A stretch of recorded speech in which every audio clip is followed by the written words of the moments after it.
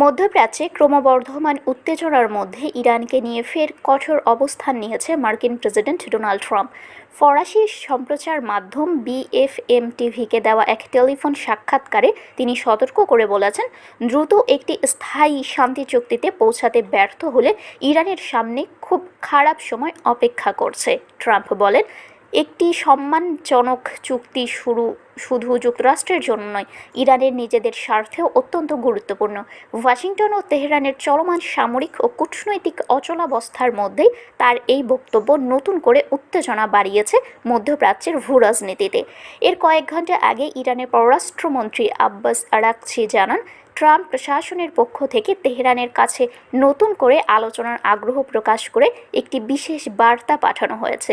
তবে তিনি সতর্ক করে বলেন, যুক্তরাষ্ট্রের সাংঘর্ষিক বার্তা এবং অতীত অভিজ্ঞতার কারণে ওয়াশিংটনের প্রতি ইরানের গভীর অবিশ্বাস এখনও কাটেনি।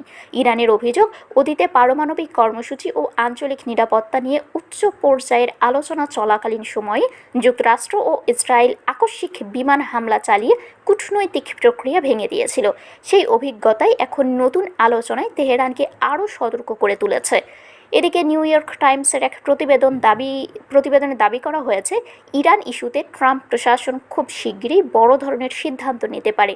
মার্কিন সামরিক উপদেষ্টারা সম্ভাব্য নতুন অভিযানের বিস্তারিত পরিকল্পনাও প্রস্তুত রেখেছেন বলে প্রতিবেদনে উল্লেখ করা হয়েছে।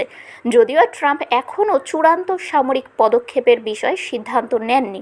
পর্দার আড়ালে বিভিন্ন মধ্যস্থতাকারী দেশ ইরানকে বৈশ্বিক জ্বালানি সরবরাহের অন্যতম গুরুত্বপূর্ণ পথ হরমুজ প্রণালী খুলে দেওয়ার জন্য চাপ দিচ্ছে। বিশ্লেষকদের মতে, ইরান যদি কূটনৈতিক চাপের মুখে এই সমুদ্র পথ খুলে দেয়, তাহলে ট্রাম্প আন্তর্জাতিক অঙ্গনে এটিকে বড় কূটনৈতিক সাফল্য হিসেবে তুলে ধরতে পারবেন। শারমিন শিমু, বরেন্দ্র টেলিভিশন।